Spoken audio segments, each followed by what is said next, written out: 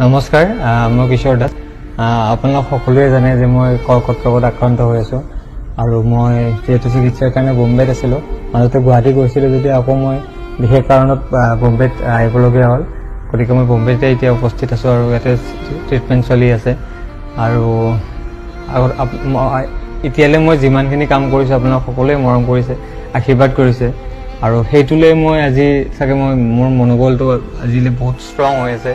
আপোনালোকৰ এই আশীৰ্বাদ পোৱাৰ কাৰণে সাহস পাইছোঁ আপোনালোকৰ পৰা বহুতখিনি। আৰু এইখিনি লৈ মই মোৰ নিজৰ এই ৰোগটোক মই পৰাস্ত কৰিবলৈ মই হেৰি কৰি আছোঁ যিমান পাৰোঁ, কাৰণ মোৰ উইল পাৱাৰটো থাকিলে মোৰ বেমাৰটো মোক হাৰাব নোৱাৰিব। গতিকে মই আপোনালোকৰ যিখিনি মৰম পাইছোঁ, আশীৰ্বাদ কৰিছোঁ, সকলোৰে কাৰণে বহুত বহুত ধন্যবাদ। আৰু মই এই বেমাৰটো হোৱাৰ আগতে মই এখন চিনেমা কৰিছিলোঁ, মোৰ যিখন শেষ চিনেমা লাষ্ট কৰিছিলোঁ, সেই চিনেমাখনৰ নাম হৈছে দাদা তুমি দুষ্ট হোৱা। অতি সোনকালে আপোনালোকৰ মাজত আহি আছে আৰু এই চিনেমাখন হৈছে বহুত বেছি হাস্যমধুৰ আৰু এইকাৰণে মোৰ ট্ৰিটমেণ্ট চলি আছে বম্বেত। আৰু চিনেমাখনৰ প্ৰমোচনত মই অলপ নিজে থাকিব পালে নিজক সঁচাকৈ সুখী হ'লোহেঁতেন। আপোনালোকৰ লগত ডাইৰেক্টলি এটাচ হ'লো হয় বা সকলোকে লগ পালোঁ ভাল লাগিলেহেঁতেন, কিন্তু আজি মই বিশেষ অসুবিধাৰ কাৰণে আপোনালোকৰ মাজত আজি নাই। কিন্তু একো নাই, আপোনালোকে চিনেমাখন চাব, কাৰণ এইখন মোৰ অসুস্থ হোৱাৰ শেষ ছবি আছিল, মানে লাষ্ট চিনেমা কৰিছিলোঁ এইখন। আৰু চিনেমাখনৰ বহুতখিনি মমেণ্ট মোৰ এতিয়াও মনত আছে, বহুত ভাল লাগে। কাৰণ চিনেমাখন যেতিয়া আমি কৰিছিলোঁ মাজতে লকডাউন দুবাৰ পালোঁ আমি। সেই লকডাউনত মানে এনেকুৱা কিছুমান পৰিস্থিতি হৈছে, মোৰ কাপোৰ চাপোৰ কণ্টিনিউটিৰ কাৰণে বহুত মানে প্ৰব্লেম পাইছিলোঁ। কিন্তু কাৰণ ঘৰত মানে লকডাউনৰ সময়ত ক'ত কাপোৰ ক'ত কৈছে ঠিকনা নাই।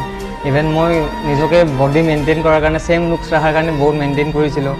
ডাইৰেক্টৰ সুমিতাক মই বহুতবাৰ কৈছিলোঁ যে কি হ'ব, মই শকত হৈ গ'লে দিগদাৰ হ'ব। তাৰপিছত মই বহুত মেইনটেইন কৰিলোঁ নিজকে। আকৌ য'ত মই দাঢ়ি চুলি কাটিছিলোঁ, আকৌ ছেইম লকডাউনৰ পিছত আকৌ তাত গৈ আকৌ ছেইম লুকছৰ কাৰণে আকৌ গৈছোঁ, সেইবোৰ কৰিছোঁ। তাৰপিছত চিনেমাখনত সঁচাকৈ গোটেই ইউনিটে বহুত কষ্ট কৰিছে। চিনেমাখন যিহেতু বহুত কষ্টৰে কৰা গৈছে, এখন চিনেমা কৰিবলৈ সকলোৱে গম পায় কিমান কষ্ট হয়। আৰু এখন মোৰ যিহেতু মোৰ ৰিচেণ্ট প্ৰজেক্ট, ক'ব গ'লে ৰিচেণ্ট প্ৰজেক্ট। আৰু এটা সময়ত মই যেতিয়া ডাবিং দিছিলোঁ, ডাবিং দিয়াৰ এটা কথা ক'ব বিচাৰিছোঁ। ডাবিং দি থাকোঁতে মোৰ যেতিয়া মোৰ পেটত মানে কিছুমান এনেকুৱা দৃশ্য আছিলে, মই হাঁহিব লাগে বহুত জোৰে, কিন্তু মই হাঁহিব নোৱাৰোঁ। গৰম পানী ফ্লাক্স থাকে লগত, পানী খাওঁ তথাপি নোৱাৰোঁ, মানে নোলায় মানে। তাৰপিছত মই যেতিয়া ভাগৰি পৰিলোঁ, তাৰপিছত মই সুমিতাক ক'লোঁ, সুমিতা মই ডাবিং দিব নোৱাৰিম।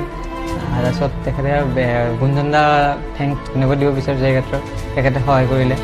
তাৰপিছত মই গুচি গ'লোঁ, মই হায়দৰাবাদ গুচিয়ে গ'লোঁ চিকিৎসাৰ কাৰণে। তেতিয়া খুব পেটৰ বিষ আছিলে ডাবিং দিয়াৰ সময়ত। আৰু চিনেমাৰ কিছুমান মুহূৰ্ত খুব ভাল লাগিছিলে, আমাৰ খুব এনজয় কৰিছিলোঁ। ৰাতি ধৰক গোটেই হোল নাইট কেতিয়াবা শ্বুটিং কৰিছিলোঁ আৰু খুব আমি এনজয় কৰিছিলোঁ গোটেই টিমটোৱে।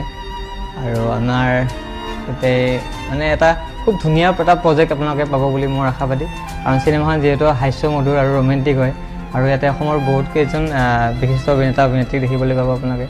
আৰু মোৰ ৰোলটো অলপ জমনি আৰু এনেকুৱা ইউনিক ৰোল মই আগতে কৰা নাছিলোঁ, আৰু খুব নিজকে হেপ্পী আৰু এনেকুৱা এটা কেৰেক্টাৰ কৰি মই। আৰু আশা কৰোঁ সকলোৱে ভাল পাব, কাৰণ ছবিখন খুব এণ্টাৰটেইনমেণ্ট। আৰু আপোনালোকে ইমান দিনে মোক যিধৰণে মৰম দিছে, আশীৰ্বাদ কৰিছে, ঠিক তেনেদৰে মই ভাবুক চিনেমাখন চালে মই আৰু বহুত বেছি সুখী হ'ম।